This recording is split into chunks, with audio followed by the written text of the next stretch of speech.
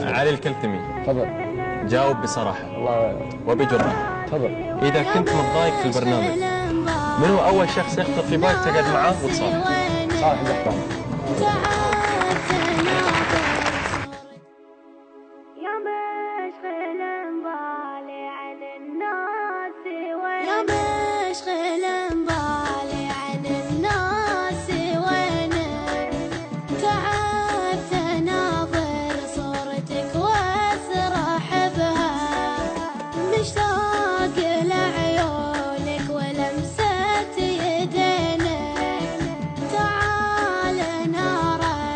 طيب هو الثانية صالح القحطاني. ايوه من 7 إلى 9. من 7 إلى 9 كمال عبد العال. السؤال الثاني ما اسمع. كمال عبد العال. برافو إجابة صحيحة.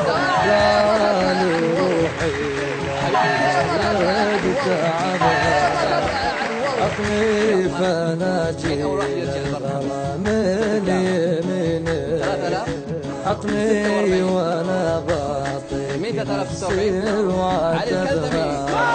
مشتاق لأيامك وماضي سنينك، تعالوا نرى الهجر لا تشبهه، مالك شبيه في وصوفك وزينك، انت ترى در الحياة وذهبها.